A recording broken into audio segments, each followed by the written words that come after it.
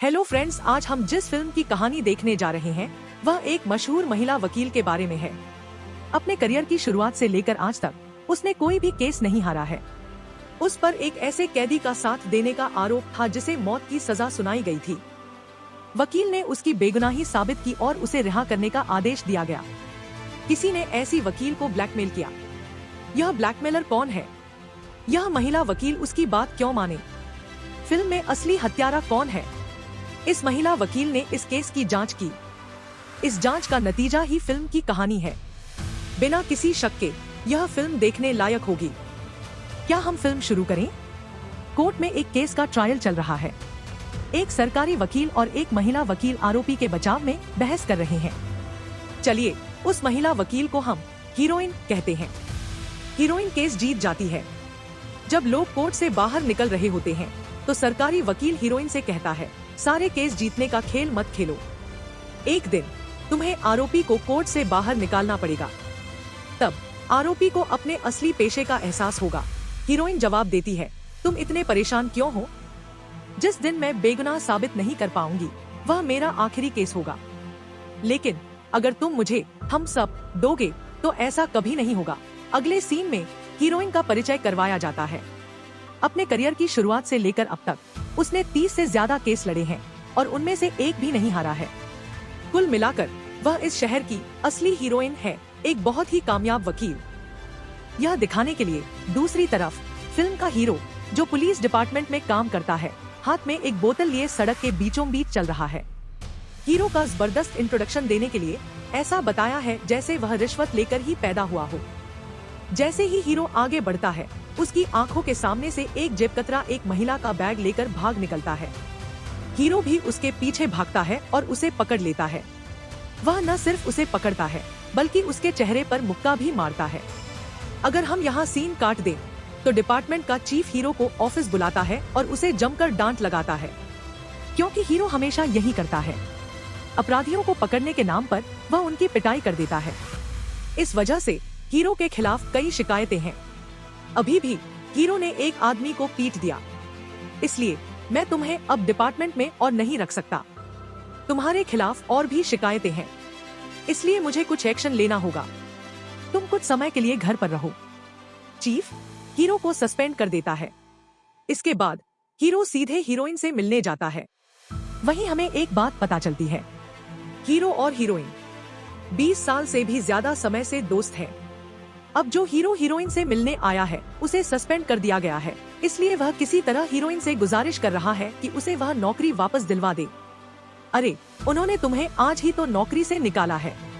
अगर मैं उससे पहले ही तुम्हारी नौकरी वापस दिलवा दूं, तो क्या मैं कोई जादूगर हूँ?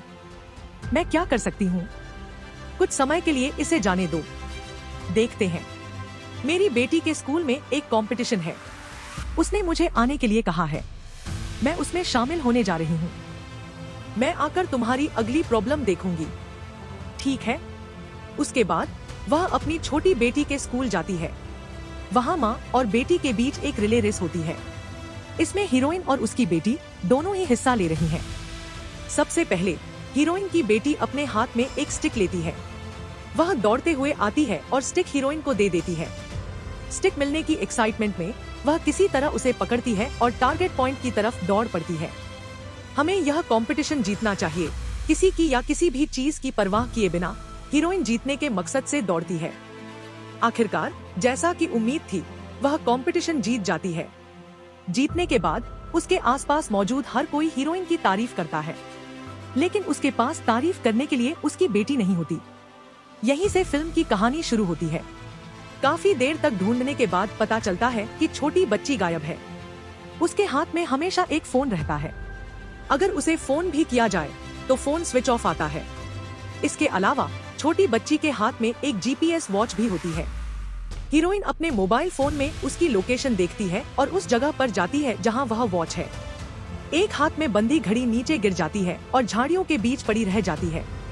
तो हीरोइन समझ जाती है कि किसी ने उसकी बेटी को किडनैप कर लिया है। इस बात का पता चलने पर किडनैपर किसी न किसी तरह पैसे या कोई और चीज मांगेगा और हीरोइन के घर फोन करेगा। अगर वह फोन करता है तो हम उसे पकड़ सकते हैं। किडनैपर के फोन का इंतजार करते हुए पुलिस पूरी तरह से हीरोइन के घर पर ही मौजूद रही। काफी देर तक इंतजार करने के बाद भी कोई फोन नहीं आया। इस एक मामले में सारे पुलिस वाले तो बैठे नहीं सकते हैं, तो किडनैपर का फोन आने दो। अगर फोन आता है तो हमें जानकारी देना, उसके बाद हम आ जाएंगे, कहकर पुलिस वाले चले जाते हैं। हीरोइन परेशान होकर अकेली घर में होती है। उसी समय हीरोइन के दरवाजे पर किसी के खटखटाने की आवाज सुनाई देती है। जब हीरोइन दरवाजा खोलती है तो दरवाजे के पास एक बक्सा रखा होता है। उसमें किडनैप हुई हीरोइन की बेटी की एक फोटो और उसके साथ एक फोन होता है। जिस पल हीरोइन यह सब देख रही होती है, उसी पल जिसने भी यह बक्सा रखा था वह सिर पर हेलमेट पहनकर भाग रहा होता है। पक्का वही किडनैपर होगा। हीरोइन ने जब उसे देखा तो वह उसे पकड़ने के लिए पूरी जान लगाकर भागी, पर वह लिफ्ट में घुस जाता है और पकड़ा नहीं जाता। उसी फोन पर किडनैपर का फोन आया। अरे, मैंने तुम्हारा क्या बिगाड़ा है? तुम कौन हो? तुमने मेरी बेटी को किडनैप क्यों किया? हीरोइन, जिसने उसे फोन किया था, उस किडनैपर से अपनी बेटी को छोड़ने की भीख मांगती है। मुझे जवाब दो किडनैपर। मुझसे भीख मांगना समय बर्बाद करना है। मेरे पास तुम्हारे लिए एक काम है। अगर तुम वह काम कर दोगी तो तुम्हारी बेटी तुम्हारे पास वापस आ जाएगी। कुछ दिन पहले डैनियल नाम के एक लड़के को एक लड़की की हत्या के आरोप में गिरफ्तार किया गया था। उसके पहले मुकदमे में ही उसे मौत की सजा सुना दी गई थी। क्या तुम्हें वह लड़का याद है? उसका अगला मुकदमा 5 दिन बाद कोर्ट में आने वाला है। इस बार तुम्हें यह साबित करना होगा कि डैनियल ने यह हत्या नहीं की है। यही तुम्हारा काम है। अगर तुम यह काम नहीं करती हो या अगर तुम किसी को भी बताती हो कि मैंने तुम्हारी बेटी को किडनैप किया है, तो अगले ही पल तुम्हें अपनी बेटी की लाश देखने को मिलेगी। क्या तुम्हें समझ आया मैंने क्या कहा? हमारी यही डील है। जाओ और वह काम करो जो मैंने तुम्हें बताया है। अगले सीन में हमें डैनियल के मामले के बारे में जानकारी दी जाती है। कुछ दिन पहले एक लड़की की हत्या हुई थी। चलो उसे पीड़ित मान लेते हैं। पीड़िता की हत्या उसके घर पर ही कर दी गई और उसके शव को घर से बाहर ले जाया गया। उसे कहीं और दफना दिया गया। जिस पीड़िता की मृत्यु हुई उसने उस रात भारी मेकअप किया हुआ था और वह वेश्यावृत्ति के लिए जा रही थी। वह नशीले पदार्थों का सेवन भी करती थी। वह नशे की आदी थी। इंटरनेट पर इस बारे में काफी चर्चा हो रही है। कुछ दिन पहले ही इस लड़की की हत्या कर दी गई थी। डैनियल नाम का एक लड़का पीड़िता के घर में घुसा था। पड़ोसियों ने इसकी गवाही दी है। इसके अलावा हत्यारे के घर में पैरों के निशान और फिंगरप्रिंट भी मिले हैं। इन सभी सबूतों के आधार पर उन्होंने उस व्यक्ति को गिरफ्तार कर लिया है जिसने पीड़िता की हत्या की थी और उसे मौत की सजा सुनाई है। वह वकील हीरोइन, जिसने केस के विवरण पढ़े हैं, डैनियल से जेल में मिलने जाती है। वह हीरोइन के सामने बैठा है। वह डैनियल से कहती है, अदालत में जो मुकदमा चलने वाला है उसमें मैं तुम्हारी अगली वकील बनूंगी। मुझे इस बात से कोई फिक्र नहीं पड़ता कि तुम क्या कहते हो। अगर तुम मुझे सच सच बता दो कि तुम्हारे साथ क्या हुआ था तो मैं तुम्हें बचा लूंगी। डैनियल कहता है, मैंने किसी की हत्या नहीं की है। डैनियल अतीत की घटनाओं के बारे में बताने लगता है। डैनियल एक पेट क्लिनिक में काम करता है। अक्सर पीड़िता अपने कुत्ते को लेकर इलाज के लिए क्लिनिक जाती थी। कभी कभी अगर वह खुद नहीं जा पाती थी तो डैनियल पीड़िता के घर जाकर उसके कुत्ते को ले आता था। यह सिलसिला काफी समय से चल रहा था। पीड़िता के कुत्ते को लेने के लिए डैनियल रात के समय गया था। पीड़िता का दरवाजा खुला हुआ था। इस शक में कि कहीं लड़की किसी मुसीबत में तो नहीं है, डैनियल पीड़िता के घर के अंदर चला जाता है। पूरा घर अस्त व्यस्त पड़ा था। इसी बीच पीड़िता, जिसके शरीर से खून बह रहा था, मृत अवस्था में पड़ी थी। उसका कुत्ता भी उसके पास ही मृत पड़ा था। जब कोई भी आम इंसान ऐसी स्थिति देखता है तो वह कितना घबरा जाएगा। डैनियल भी घबरा गया। जब वह पीड़िता के घर में जाकर देखता है कि उसके साथ क्या हुआ है तो डैनियल को कोई अंदर दिखाई देता है। वह पहले से ही डरा हुआ था। अब जब उसे पता चल गया है कि घर में एक और व्यक्ति है तो डैनियल डरा हुआ भागता है। जमीन पर फैले खून में अपने हाथों और पैरों के सहारे डैनियल वहां से भाग निकला। इसी वजह से क्राइम सीन पर डैनियल के पैरों के निशान और उंगलियों के निशान मिले। लेकिन डैनियल ने पीड़ित के साथ कुछ भी नहीं किया था। जब डैनियल ने यह कहानी सुनाना खत्म किया तभी पुलिस ने कहा कि समय खत्म हो गया है। वे डैनियल को अंदर ले गए। डैनियल सच बोल रहा है या नहीं, या हीरोइन उसकी बात पर यकीन करती है या नहीं, डैनियल को बाहर निकालना ही होगा, तभी उसकी बेटी बच पाएगी। इस मामले में हीरोइन की मदद करने के लिए हीरो को वो बुला लेती है। फिर दोनों मिलकर पीड़ित की लाश के पास जाते हैं। जिस डॉक्टर ने लाश की जांच की थी वह हीरोइन को कुछ जानकारी देता है। लड़की के शरीर पर 20 से भी ज्यादा बार चाकू से वार किए गए हैं। लड़की के शरीर में ड्रग्स भी पाए गए हैं, लेकिन ये ड्रग्स उसकी मौत से कुछ ही देर पहले उसके शरीर में पहुंचे थे। पीड़ित को मारने के बाद पीड़ित के शरीर से सारे सबूत मिटाने के लिए उसके शरीर को धो दिया गया था। मान लीजिए कि डैनियल ने ही पीड़ित को मारा और शरीर से सारे सबूत मिटाने के लिए उसे अल्कोहल से धोया, तो जो इंसान इतना होशियार है उसने अपने पैरों के निशान और उंगलियों के निशान घर पर कैसे छोड़ दिए होंगे। हीरोइन को अब भी उम्मीद है कि डैनी ने यह खून नहीं किया होगा। अब बस एक ही चीज बची है, खून का हथियार। यह पता नहीं चल पाया है कि पीड़ित को किस हथियार से मारा गया था। जब हीरोइन ने डॉक्टर से इस बारे में पूछा तो डॉक्टर ने बताया कि पीड़ित के शरीर पर जो चोटें थी उन्हें देखकर लगता है कि उसे किसी ऐसे ही औजार से मारा गया था। डॉक्टर के पास वैसा ही एक औजार था जो उसने हीरो को दे दिया, लेकिन असली हत्या का हथियार कहाँ गया और उसका क्या हुआ, यह अब भी एक रहस्य है। हीरो, जिसके हाथ में अब वह औजार था, उसने उसे अपनी कार के डैशबोर्ड में रख दिया। इसके बाद हीरो उस पेट क्लिनिक में जाता है जहां डैनियल काम करता है और डैनियल के बारे में पूछताछ करता है, और वह उसे पता लगता है कि डैनियल बहुत ही शरीफ है और लोग उसे बहुत पसंद करते थे। मुझे यकीन नहीं होता कि डैनियल क्लिनिक में कुत्तों की इतनी अच्छी देखभाल करता होगा। मुझे नहीं लगता कि उसने ऐसा किया होगा। क्लिनिक का मालिक डैनियल को एक सर्टिफिकेट देता है। इसके बाद हीरो और हीरोइन दोनों पीड़ित के घर जाते हैं जहां खून हुआ था और वहां सबूतों की तलाश करते हैं। हीरो ने केस फाइल में पहले ही पढ़ लिया था कि खून किस तरह हुआ था, तो घर में घुसने के बाद कातिल और पीड़ित के बीच यहीं पर हाथापाई शुरू हुई होगी। दोनों एक दूसरे से भिड़ गए होंगे, सोफे पर से लुढ़के होंगे और फिर जमीन पर ही लेट गए होंगे। फिर उन दोनों के बीच यहीं पर जबरदस्त लड़ाई हुई होगी। उस समय कातिल ने पीड़ित को मारने के लिए एक चाकू का इस्तेमाल किया होगा। फिर पीड़ित जमीन पर गिर गया होगा और उसकी मौत हो गई होगी। जब हीरो यह सब बता रहा होता है तो हीरोइन का ध्यान एक चीज पर जाता है। वह चीज यह है कि घर में उसे एक पैरों का निशान दिखाई देता है जो आधा अधूरा सा है। किसी ने जानबूझकर उस आधे निशान को छोड़ दिया है। इसका मतलब है कि जैसा डैनियल ने कहा था, घर में कोई तीसरा व्यक्ति भी मौजूद था। हीरोइन को शक है कि वे घर में मौजूद सारे सबूत मिटा रहा है। भले ही हीरोइन यह बात कहती है, लेकिन हीरो उसकी बात नहीं सुनता, क्योंकि हीरो को लगता है कि डैनियल ही कातिल है और हीरोइन बेवजह की मेहनत कर रही है। हीरोइन, जो इस बात को समझती है, उसे हीरो की ज्यादा परवाह नहीं है। जब वह घर में कुछ और ढूंढ रही होती है तो उसे पीड़ित के घर में बहुत सारी महंगी चीजें मिलती हैं। यानी किसी ने उसे महंगे तोहफे दिए हैं, लेकिन पीड़ित ने उनमें से किसी को खोला भी नहीं है। इस तरह हीरोइन को कुछ सुराग मिलते हैं। अगले दिन पीड़ित को दफनाया जा रहा होता है और उसका अंतिम संस्कार हो रहा होता है। वहाँ पीड़ित की माँ को सांत्वना देने के लिए बहुत सारे लोग मौजूद होते हैं। इतनी भीड़ में सिर्फ एक लड़का, जो वहाँ से जाते समय बहुत दुखी था। शायद हम उससे कुछ जरूरी जानकारी हासिल कर सके। अरे भाई, अगर तुम्हें पीड़ित के बारे में कुछ भी पता है तो हमें बताओ, हीरोइन पूछती है। जिस रात हत्या हुई थी उस रात पीड़ित के घर के सामने बैठा वह लड़का एक कॉफी शॉप में बैठा था और पीड़ित के घर की तरफ देख रहा था। थोड़ी देर बाद पीड़ित की कार वहाँ से निकली, लेकिन कहानी में एक ट्विस्ट है। कार पीड़ित नहीं चला रही थी, बल्कि कोई दूसरा लड़का चला रहा था। इस लड़के ने कार चलाने वाले लड़के का चेहरा नहीं देखा था, लेकिन जिस लड़के ने कार चलाई थी उसके गले में एक स्कार्फ बंधा हुआ था। लड़के ने हीरोइन को यह बात बताई और हीरोइन ने इन दो बातों को आपस में जोड़ दिया। यानी जब हीरोइन पीड़ित के घर गई थी तो वहाँ बहुत सारे महंगे तोहफे रखे थे जिन्हें खोला भी नहीं गया था।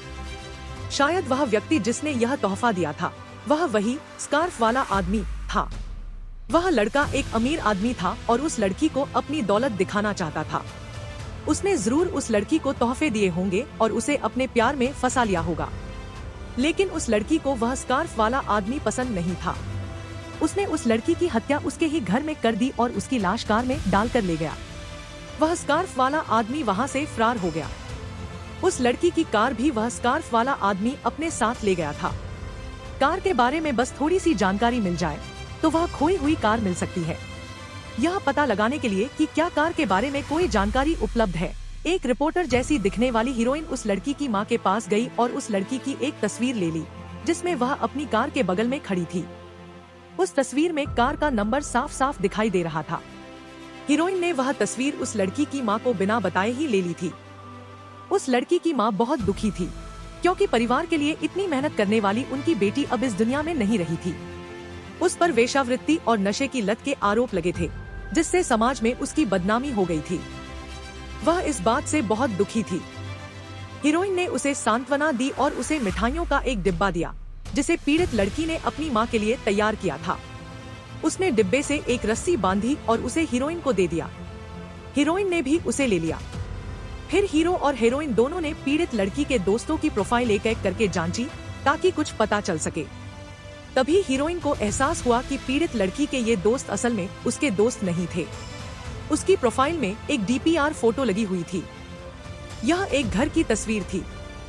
यहाँ सबसे खास बात यह थी कि DPR फोटो उसी इमारत में ली गई थी, जो पीड़ित लड़की की प्रोफाइल में दिख रही थी, और उसे उसी की प्रोफाइल में पोस्ट किया गया था।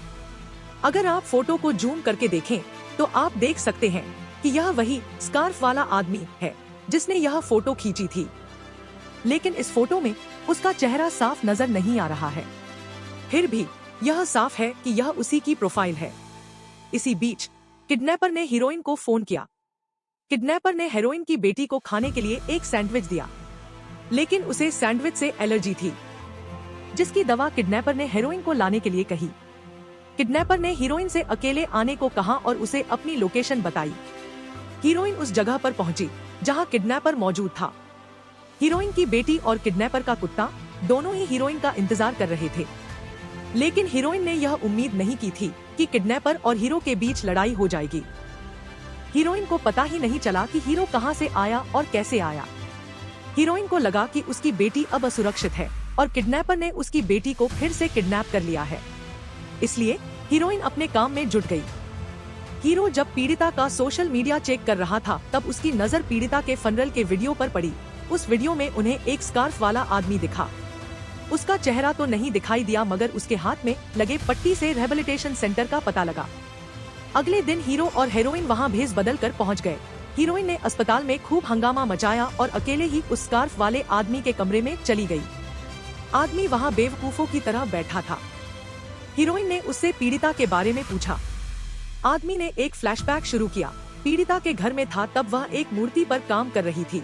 मैंने ड्रिंक में नशीली दवा मिलाई थी और जानबूझकर पीड़ित को वह ड्रिंक पिलाई थी।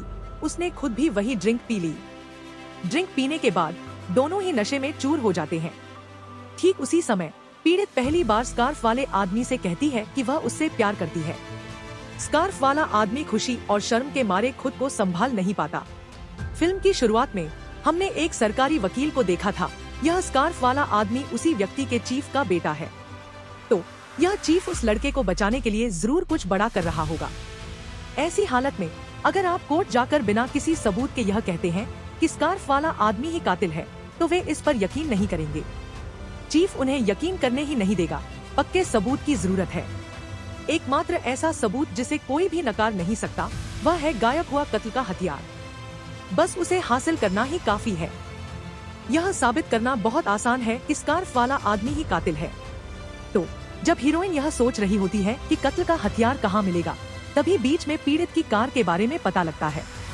चूँकि कार जल चुकी थी, इसलिए उन्हें उससे कोई भी काम की जानकारी नहीं मिल पाई।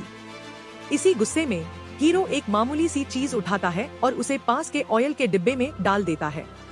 वह चीज धीरे धीरे ऑयल के डिब्बे में नीचे डूबने लगती है। यह देखकर हीरोइन के मन में एक ख्याल आता है। स्कार्फ वाले आदमी ने एक कहानी सुनाई थी, जिसे उसने अपना फ्लैशबैक कहा था। उस कहानी में पीड़िता क्या कर रहा था? आदमी ने कहा था कि वह मिट्टी की एक मूर्ति बना रही थी, है ना? जब हीरोइन को यह बात याद आई, वही हीरोइन जो अब पीड़ित के घर गई हुई थी, तो उसने सोचा कि कातिल ने पीड़ित को चाकू कैसे मारा होगा। ठीक उसी तरह उसने हीरो को चाकू मारा, लेकिन चाकू उल्टी तरफ लगा। पीड़िता उस जगह के ठीक बगल में ही मूर्ति बना रही थी। उसने जो मूर्ति बनाई थी वह अब जमीन पर पड़ी हुई थी। जब हीरोइन ने उस मूर्ति को उठाया तो उसने देखा कि गिरने की वजह से मूर्ति का सिर्फ एक हिस्सा मुड़ा हुआ था। इसका मतलब यह था कि जब पीड़ित और कातिल के बीच हाथापाई हो रही थी, तो मिट्टी से बनी वह मूर्ति नीचे गिर गई थी और मुड़ गई थी। कुछ दिनों बाद वह मिट्टी सूखकर सख्त हो गई थी। जब हीरोइन ने उस मूर्ति को तोड़ा तो उसे वह हत्या का हथियार मिल गया, वही चाकू जिससे पीड़ित की जान ली गई थी और जिसे वे लोग इतने दिनों से ढूंढ रहे थे। तो जैसा कि हीरोइन ने अंदाजा लगाया था, जब कातिल ने पीड़ित को चाकू मारा था तो शायद वह चाकू अनजाने में मिट्टी के अंदर धंस गया था। एक तरह से यह अच्छा ही हुआ था। अब जब उनके पास वह चाकू आ गया था जिसे कातिल वहीं छोड़ गया था, और इस केस को सुलझाने की खुशी में जब हीरो और हीरोइन कार से लौट रहे थे, तभी अचानक किसी ने उनकी कार को जोरदार टक्कर मार दी। इससे पहले कि आसपास मौजूद लोग, जिन्हें इस घटना के बारे में थोड़ी बहुत जानकारी थी, कुछ समझ पाते, कुछ लोग आए और उन्होंने दुर्घटनाग्रस्त कार से हीरो और हीरोइन को खींचकर बाहर फेंक दिया। उनके सामने कौन खड़ा था? हमने एक आदमी को देखा जिसका नाम चीफ था और जिसका चेहरा काफी रौबदार और प्रभावशाली लग रहा था। कहानी के उस हिस्से में जहां हीरो और हीरोइन पकड़े जाते हैं, हमें फिल्म में हुई पूरी घटना का असली सच पता चलता है। स्कार्फ वाला आदमी जो उस समय नशे में धुत था और जिसने पीड़ित की लाश देखी थी, उसे समझ नहीं आ रहा था कि वह क्या करे। गुस्से में आकर उसने पीड़ित की लाश को कार में डाला और सीधे अपने पिता, जो कि चीफ प्रोसिक्यूटर थे, के पास चला गया। पिताजी, मैं नशे में था। मुझे तो यह भी याद नहीं कि मुझसे क्या हो गया। अपनी गलती का इकबाल करते हुए उसने कहा, अगर यह बात सबको पता चल गई कि एक चीफ प्रोसिक्यूटर के बेटे ने ऐसा जघन्य अपराध किया है, तो मेरी इज्जत और शोहरत का क्या होगा? जिस चीफ ने अपने ही बेटे को फटकाया था, उसे अब अपने बेटे को बचाना भी था, लेकिन साथ ही उसकी अपनी इज्जत पर भी कोई दाग नहीं लगना चाहिए था। इस आदमी ने उस हत्या को छिपाने के लिए हर मुमकिन कदम उठाया। सबसे पहले उसने पुलिस विभाग के मुखिया को फोन किया और कहा, मामला कुछ इस तरह का है, तुम्हें मेरे बेटे को बिना पकड़े गए बचाना होगा। चीफ ने कहा, जो कुछ भी कर सकते हो करो। पीड़िता के घर जाके पुलिस वाले ने स्कार्फ वाले आदमी के होने के सारे सबूत मिटा दिए हैं। दूसरी तरफ चीफ अपने बेटे को बचाने में लगा था। उसने मृत पीड़ित के शरीर को शराब से धो दिया था। फिर पीड़ित की कार भी एक स्कार्फ वाले आदमी ने ही चलाई थी। चीफ उस कार को एक कूड़े के ढेर पर ले गया और वहीं उसे जला दिया। उन्हें नहीं पता था कि हत्या के वक्त डैनियल वहां आया था। स्कार्फ वाले आदमी के बजाय उन्होंने पुलिस विभाग के मुखिया के तौर पर डैनियल का नाम लिख दिया था। यह सारी बातें चीफ ने खुद हीरोइन को बताई थी। इस केस में स्कार्फ वाले आदमी को पकड़ने के लिए अब सिर्फ एक ही सुराग बचा था, हत्या में इस्तेमाल हुआ हथियार। अगर चीफ उस हथियार को भी ठिकाने लगा दे तो फिर स्कार्फ वाले आदमी का कोई कुछ नहीं बिगाड़ सकता।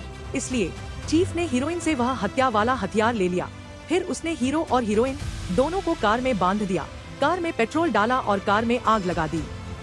कुछ ही देर में कार में जोरदार धमाका होने वाला था और अंदर फंसे हीरो हीरोइन कार से बाहर निकलने के लिए जी जान से संघर्ष कर रहे थे, लेकिन वे कुछ भी नहीं कर पा रहे थे। अचानक कार में जोरदार धमाका हुआ और अंदर फंसे दोनों लोग जलकर राख हो गए। जब चीफ ने यह सब दूर से देखा तो वहां से चला गया। अब तक हमने इस फिल्म में जो कुछ भी देखा है वह सबका सब इन्हीं 5 दिनों के अंदर ही हुआ है। अब 5 दिन बीतने के बाद छठे दिन सभी लोग मुकदमे की सुनवाई के लिए कोर्ट में जमा हुए हैं, लेकिन वह हीरोइन जो डैनियल के बचाव में बहस करने वाली थी वहाँ मौजूद नहीं है। वह कहाँ से आएगी? कल तो वही आग की लपटों में घिर गई थी। भीड़ में बैठा हुआ चीफ इसी बात के बारे में सोच रहा है। ठीक इसी मोड़ पर कहानी में चीफ के लिए एक जबरदस्त ट्विस्ट आता है। जब जज यह फैसला सुनाने ही वाले होते हैं कि हीरोइन नहीं आएगी और इसलिए केस को खारिज किया जा सकता है, तभी हीरोइन दरवाजा खोलकर जबरदस्त अंदाज में कोर्ट में एंट्री मारती है।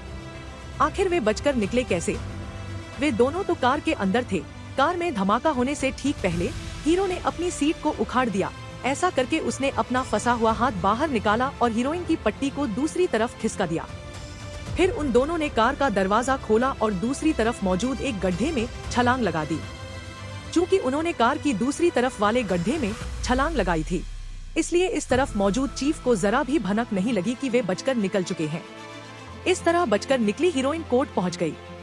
ठीक है, वह आ गई। अगर वह आती भी है तो क्या कर सकती है? हमने हत्या का हथियार नष्ट कर दिया है, जो कि एक अहम सबूत था। हमने अपने बेटे को एक सुरक्षित जगह पर छिपा दिया है। चीफ अभी भी इस बात से खुश है कि वह कुछ भी नहीं कर सकती। इसी तरह शुरुआत में हीरोइन ने ज्यादा बहस नहीं की।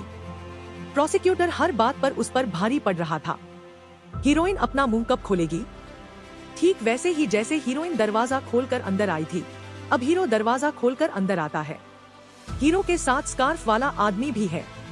हीरो उसे उस जगह से ले आया जहां चीफ ने उसे सुरक्षित रखा हुआ था।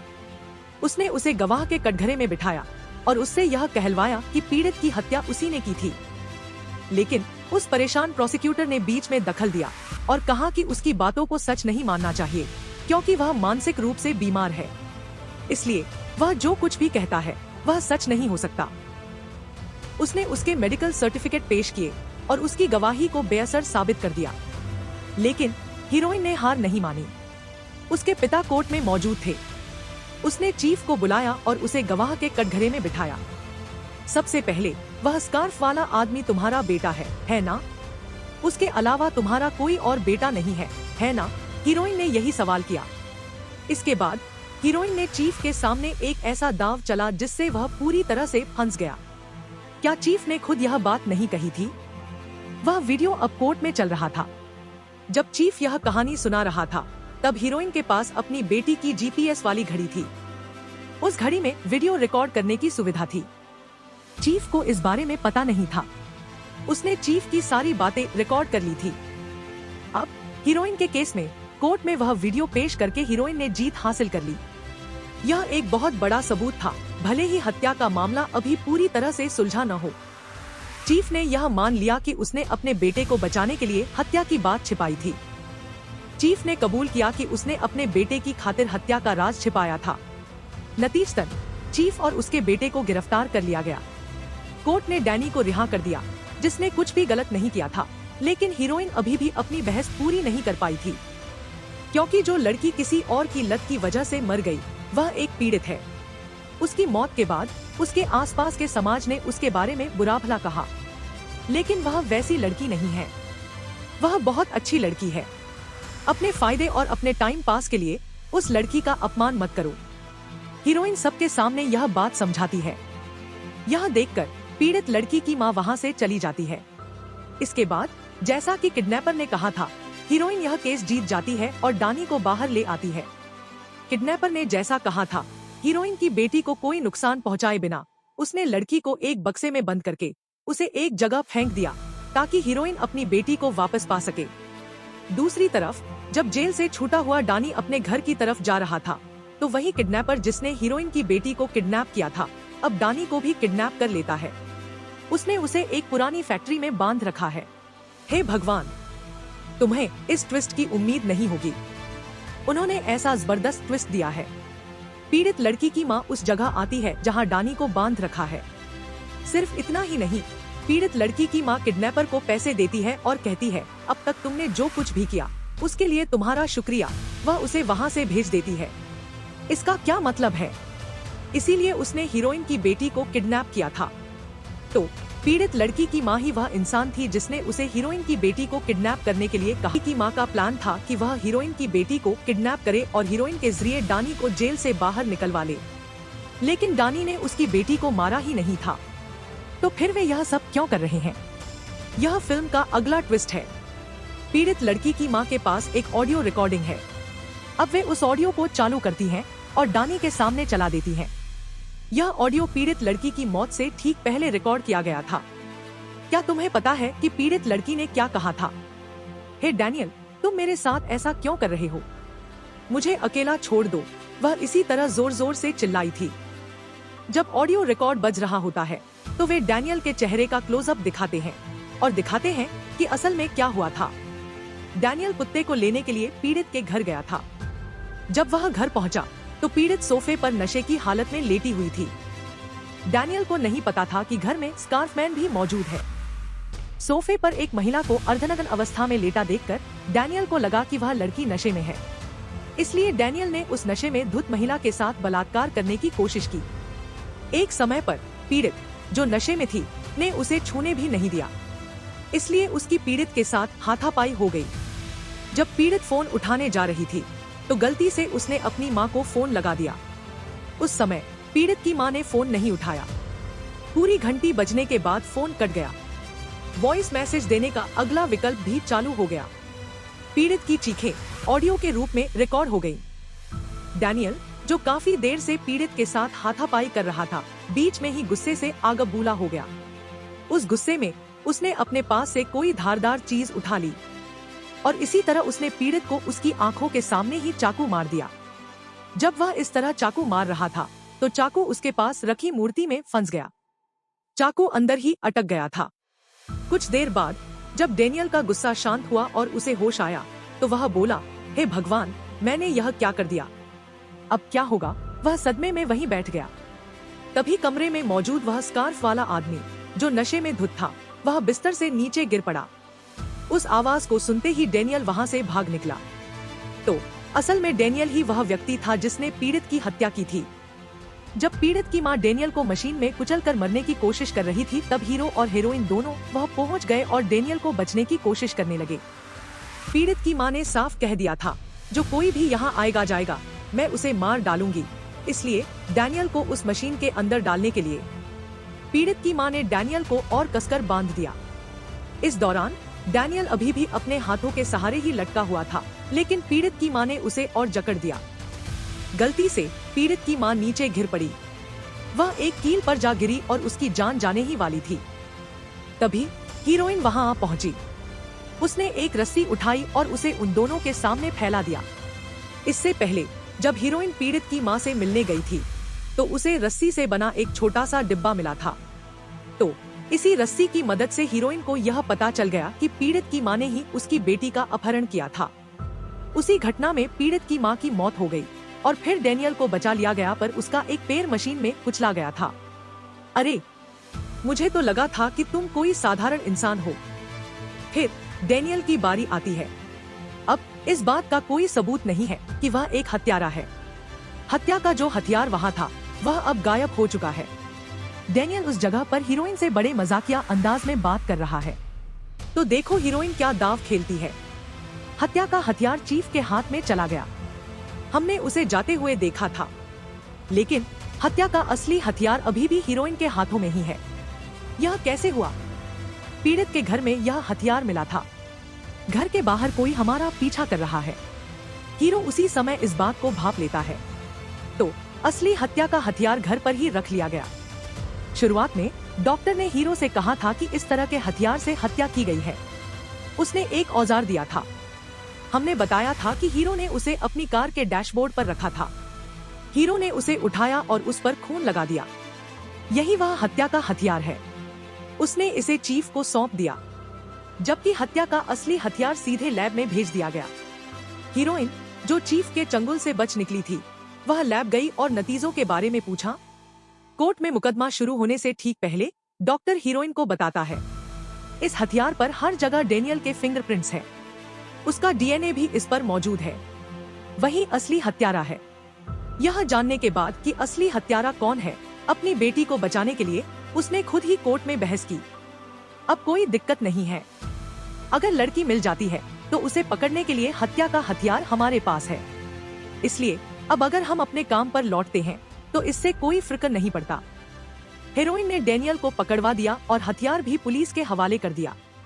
आखिरकार हीरोइन और उसकी बेटी का मिलन हो जाता है।